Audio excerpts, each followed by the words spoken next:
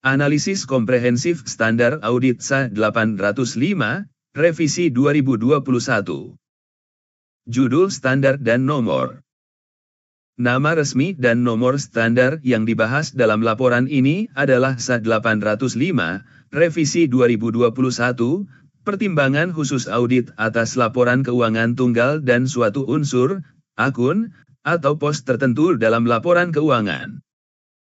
Standar ini merupakan adopsi dari International Standard on Auditing, ISA 805, Revised, yang diterbitkan oleh International Auditing and Assurance Standards Board, IAAS. Standar ini berlaku efektif untuk audit atas laporan keuangan untuk periode yang dimulai pada atau setelah tanggal 1 Januari 2022. Tujuan utama standar, ZW. Tujuan formal SA 805 adalah untuk memberikan arahan kepada auditor mengenai pertimbangan khusus yang relevan dalam 3 tahapan utama perikatan audit spesifik ini, A. Penerimaan perikatan, B. Perencanaan dan pelaksanaan perikatan, dan C. Perumusan opini serta pelaporan. Namun, di balik tujuan formal tersebut, SA 805 menjawab sebuah tantangan fundamental dalam profesi audit, bagaimana cara menyediakan jasa asuransi yang kredibel dan berkualitas tinggi atas bagian dari laporan keuangan, kurang dari satu set lengkap, tanpa mengorbankan integritas dan prinsip-prinsip yang mendasari audit penuh. Standar ini berfungsi sebagai jembatan krusial. Di satu sisi, menerapkan seluruh standar audit, SA, secara kaku pada audit satu akun saja akan sangat tidak praktis dan tidak efisien. Di sisi lain, membiarkan auditor menggunakan prosedur ad hoc tanpa panduan akan merusak konsistensi, komparabilitas, dan pada akhirnya, kepercayaan publik terhadap opini audit. Dengan demikian, tujuan esensial SA 805 adalah untuk menyediakan sebuah kerangka berpikir yang sistematis bagi auditor untuk mengadaptasi dan menskalakan metodologi audit yang sudah mapan, SASRI 100-700, ke dalam konteks perikatan dengan ruang lingkup yang lebih terbatas. Standar ini memastikan bahwa bahkan perikatan dengan lingkup terbatas sekalipun tetap dijalankan dengan tingkat ketelitian, skeptisisme profesional, dan dasar bukti yang sama seperti yang diharapkan dari audit penuh, sehingga menjaga kepercayaan para pemangku kepentingan. Ruang lingkup. Ruang lingkup SA 805 didefinisikan dengan sangat spesifik untuk menghindari tumpang tindih dengan standar lain. Kapan SA 805 berlaku? Standar ini berlaku ketika auditor ditugaskan untuk melakukan audit atas satu laporan keuangan tunggal, contohnya, audit hanya atas laporan posisi keuangan, neraca, atau hanya atas laporan laba rugi komprehensif. Suatu unsur, akun, atau pos tertentu dalam laporan keuangan, contohnya, audit hanya atas saldo piutang usaha, persediaan, atau suatu daftar pengeluaran terkait properti sewa. Lampiran 1 standar ini memberikan daftar contoh yang lebih lengkap. Laporan keuangan tunggal atau unsur tersebut dapat disusun berdasarkan kerangka bertujuan umum, seperti standar akuntansi keuangan di Indonesia, maupun kerangka bertujuan khusus. Jika menggunakan kerangka bertujuan khusus, maka SA 800, Revisi 2021, juga berlaku secara bersamaan. Pengecualian penting. Standar ini secara eksplisit tidak berlaku untuk laporan auditor komponen yang diterbitkan sebagai hasil pekerjaan atas informasi keuangan suatu komponen atas permintaan tim perikatan grup untuk tujuan audit laporan keuangan grup.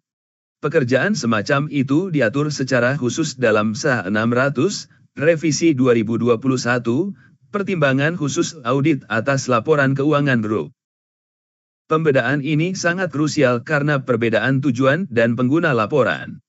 Laporan auditor komponen berdasarkan SA 600 adalah sebuah input internal bagi auditor grup untuk merumuskan opini atas laporan keuangan konsolidasian. Sebaliknya, laporan audit berdasarkan SA 805 adalah sebuah output final yang ditujukan untuk pengguna eksternal dan berdiri sendiri.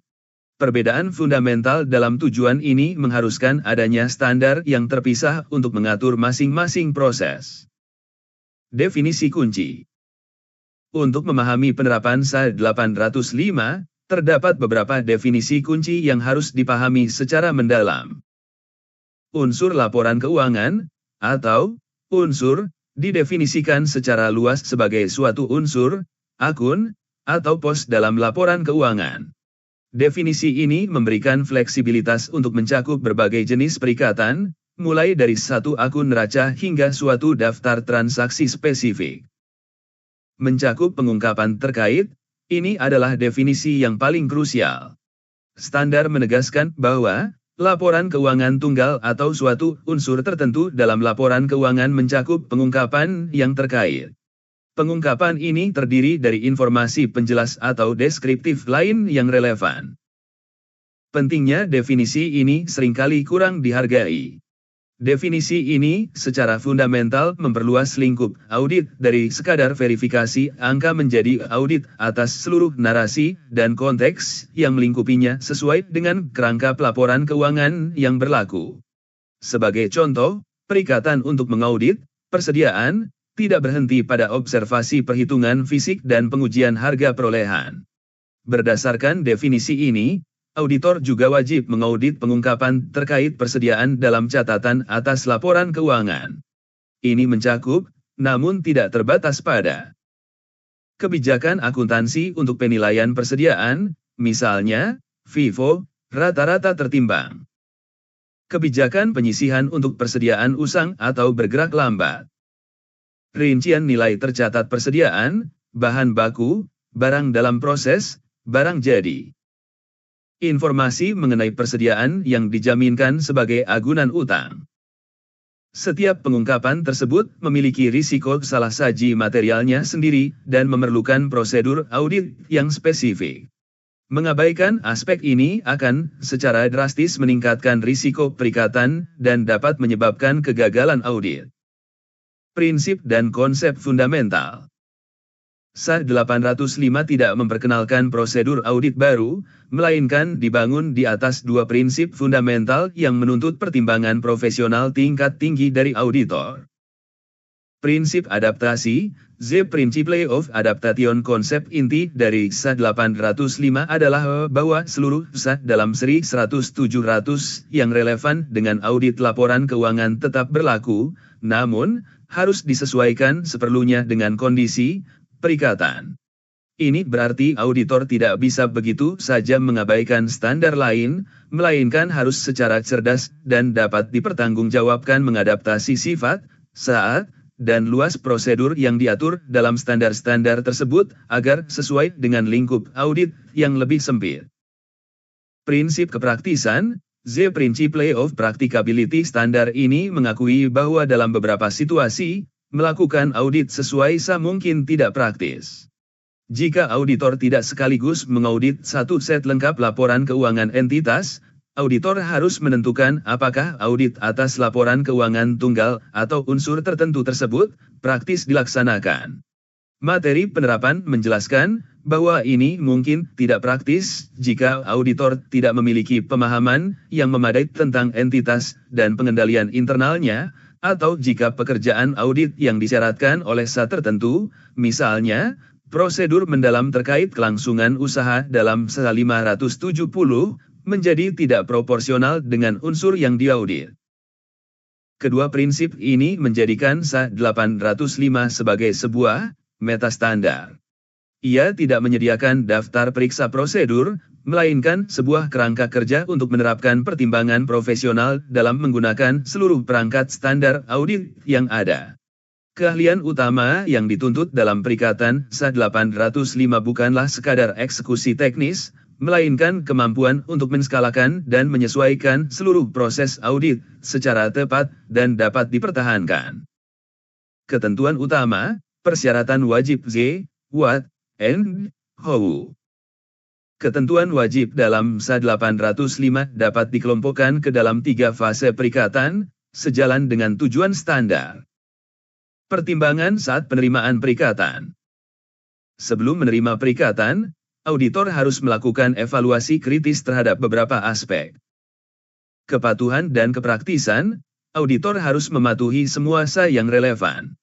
Jika tidak mengaudit laporan keuangan lengkap, auditor harus secara spesifik menentukan apakah audit tersebut praktis untuk dilaksanakan.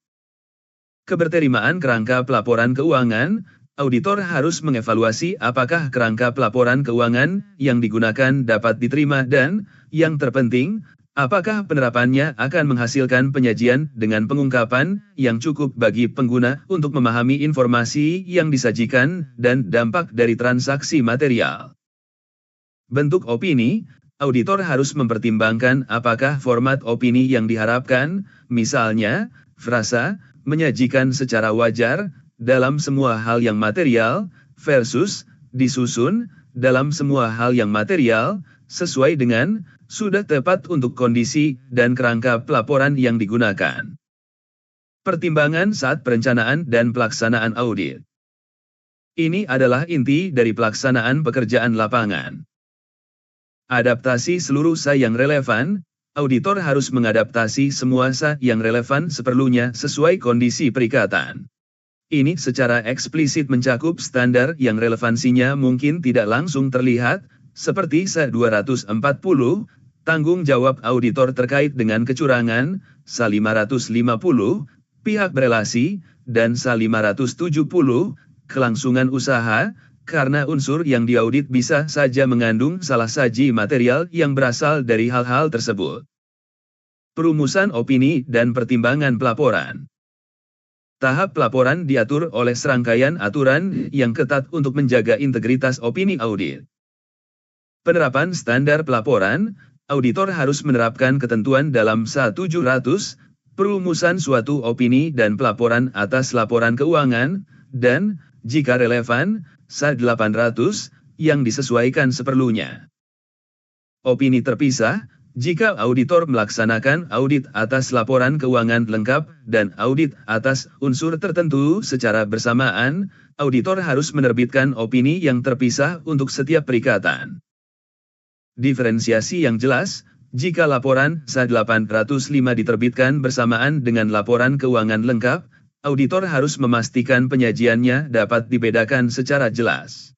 Auditor tidak boleh menerbitkan laporannya sampai ia yakin atas perbedaan tersebut. Analisis implikasi dari laporan audit utama, jika laporan auditor atas laporan keuangan lengkap berisi hal-hal signifikan, seperti opini modifikasian, paragraf penekanan, ketidakpastian kelangsungan usaha, hal audit utama, atau salah saji material pada informasi lain, auditor harus mempertimbangkan implikasinya terhadap audit dan laporan SA 805. Larangan keras terkait opini tidak wajar atau tidak menyatakan pendapat, ini adalah area dengan risiko tertinggi dan aturannya mutlak. Jika laporan audit atas laporan keuangan lengkap berisi opini tidak wajar, adverse, atau opini tidak menyatakan pendapat, disclaimer, auditor dilarang keras untuk mencantumkan opini tanpa modifikasian atas suatu unsur dalam laporan audit yang sama, karena hal ini akan menciptakan kontradiksi yang menyesatkan. Auditor dilarang keras memberikan opini tanpa modifikasian atas satu laporan keuangan tunggal, contoh, laporan posisi keuangan, jika laporan keuangan lengkap secara keseluruhan mendapat opini tidak wajar atau tidak menyatakan pendapat. Larangan ini berlaku bahkan jika laporan tersebut diterbitkan secara terpisah. Alasannya adalah karena satu laporan keuangan tunggal dianggap merupakan bagian utama, major portion, dari laporan keuangan lengkap tersebut. Terdapat pengecualian terbatas untuk unsur tertentu, bukan laporan keuangan tunggal. Auditor dapat memberikan opini tanpa modifikasian atas suatu unsur tertentu, meskipun laporan keuangan lengkap mendapat opini tidak wajar atau tidak menyatakan pendapat, hanya jika ketiga kondisi berikut terpenuhi secara kumulatif. Tidak dilarang oleh peraturan perundang-undangan.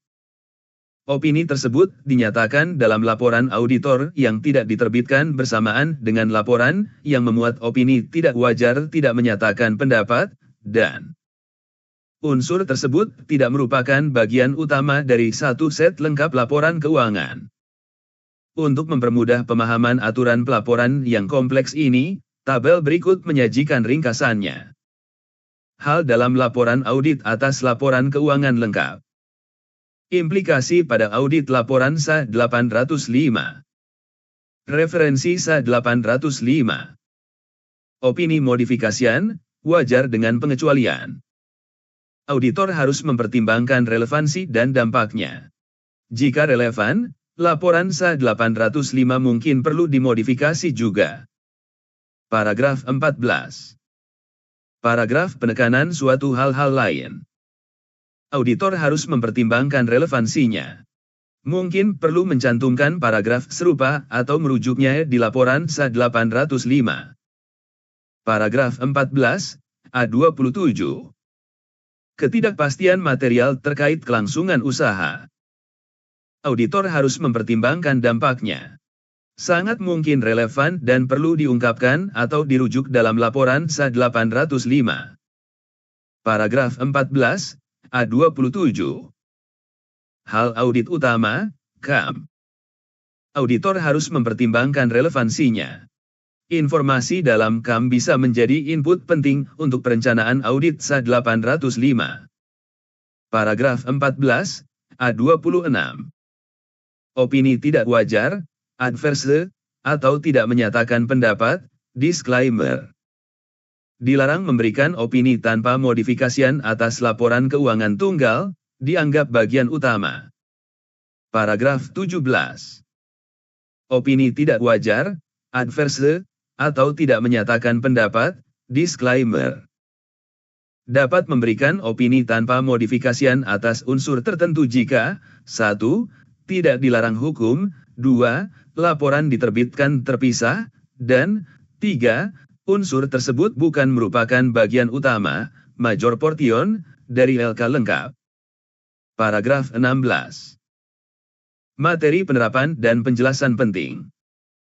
Bagian materi penerapan memberikan panduan praktis yang sangat berharga untuk menerapkan ketentuan utama.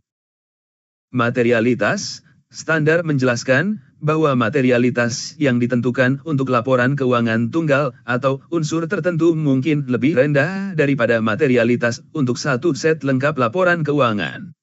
Implikasinya, audit atas satu unsur, misalnya, piutang usaha, mungkin memerlukan pengujian yang lebih rinci dan ekstensif pada akun tersebut dibandingkan dengan yang akan dilakukan dalam audit laporan keuangan lengkap, karena ambang batas kesalahannya lebih kecil. Keterkaitan antar pos, interrelated items auditor tidak dapat mempertimbangkan suatu unsur secara terisolasi. Konsekuensinya, auditor mungkin perlu melaksanakan prosedur audit atas unsur-unsur lain yang saling berkaitan untuk memenuhi tujuan audit.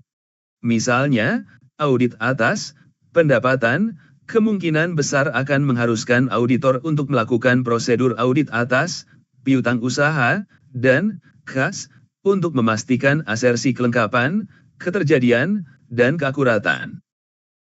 Pelaporan hal audit utama, KAM 1701, pengomunikasian hal audit utama, hanya diterapkan pada audit SA 805 jika diharuskan oleh peraturan perundang-undangan, atau jika auditor memutuskan untuk melakukannya secara sukarela. Namun, jika KAM dikomunikasikan, maka seluruh ketentuan dalam SA 701 harus diterapkan. Ini memberikan fleksibilitas, tetapi juga tanggung jawab besar bagi auditor untuk membuat pertimbangan yang tepat. Hubungan dengan standar audit lain. SA 805 tidak berdiri sendiri, ia berfungsi sebagai simpul yang menghubungkan seluruh kerangka standar audit ke dalam perikatan dengan lingkup khusus. Hubungan utamanya adalah sebagai berikut. SA 200, tujuan keseluruhan auditor independen merupakan fondasi dari semua audit. SA 805 secara eksplisit menyatakan harus dibaca bersamaan dengan SA 200. SA 1700, SA 700, 701, 705, 706, 720 sedih SA 805 pada dasarnya adalah panduan aplikasi untuk seri pelaporan ini dalam konteks khusus. Paragraf 11 dan 14 secara langsung mengamanatkan penerapan dan pertimbangan standar-standar ini, yang disesuaikan seperlunya. SA 800, kerangka bertujuan khusus hubungannya bersifat komplementer. Jika subjek yang diaudit dalam perikatan SA 805 disusun menggunakan kerangka bertujuan khusus, maka SA 800 juga berlaku.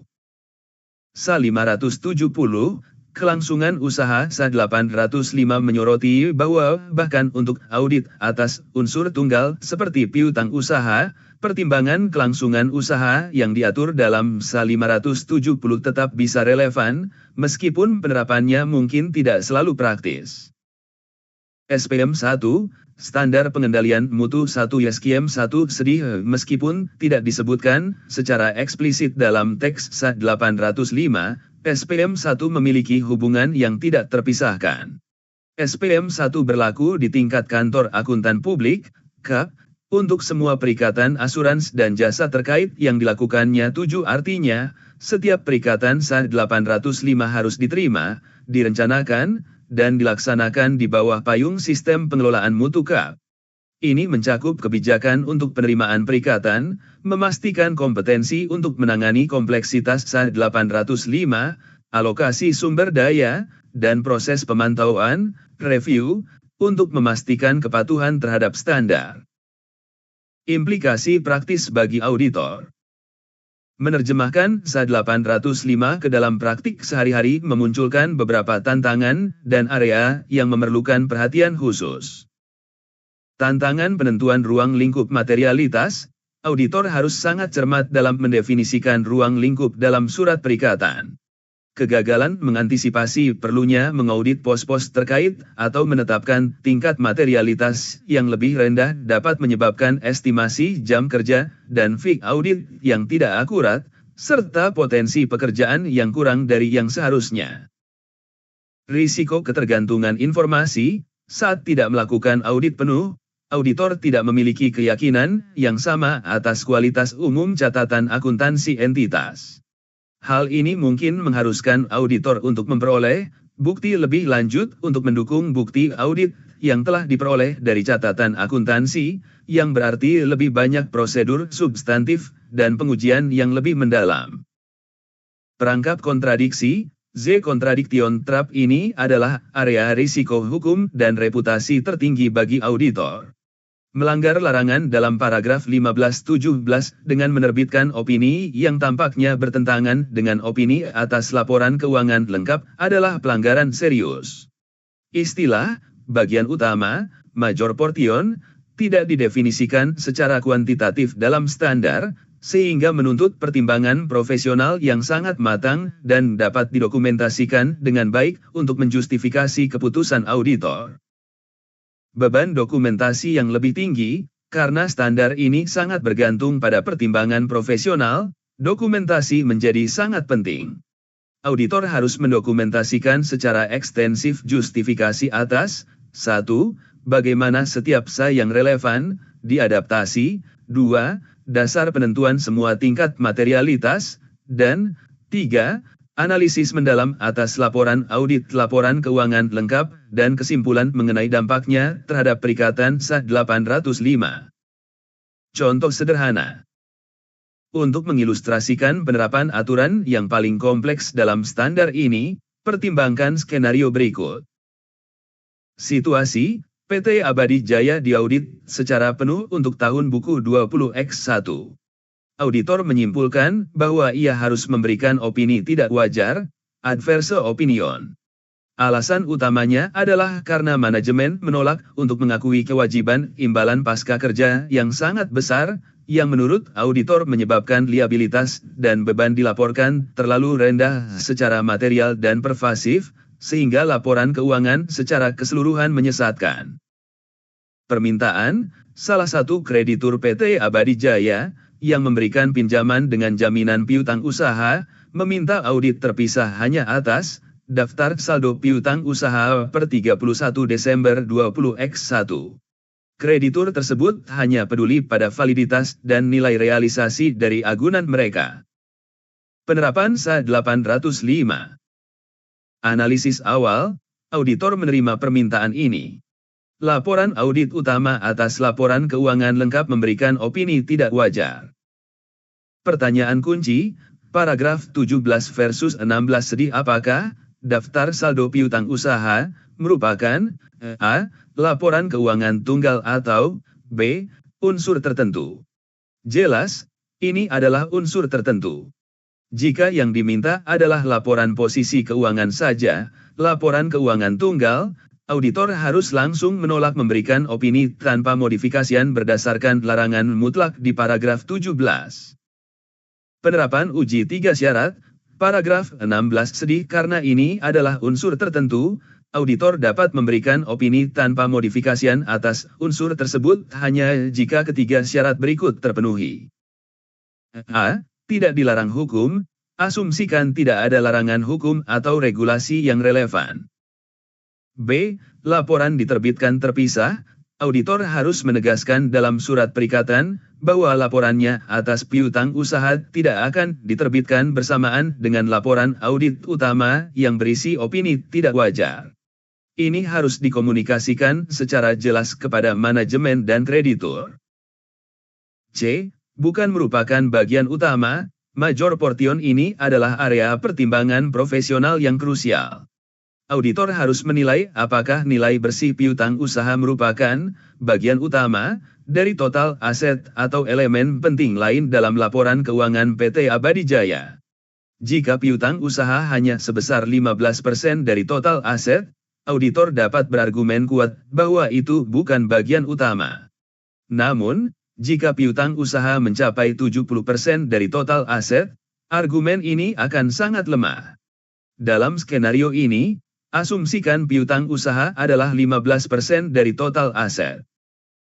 Kesimpulan, berdasarkan analisis di atas, karena ketiga syarat dalam paragraf 16 terpenuhi, auditor dapat melanjutkan perikatan audit terpisah atas daftar saldo piutang usaha dan berpotensi menerbitkan opini tanpa modifikasian atas unsur tersebut, dengan asumsi tidak ada salah saji material yang ditemukan pada piutang itu sendiri. Contoh ini mengilustrasikan proses berpikir logis dan area pertimbangan kritis yang harus dilalui auditor saat menavigasi situasi paling berisiko tinggi di bawah SA 805.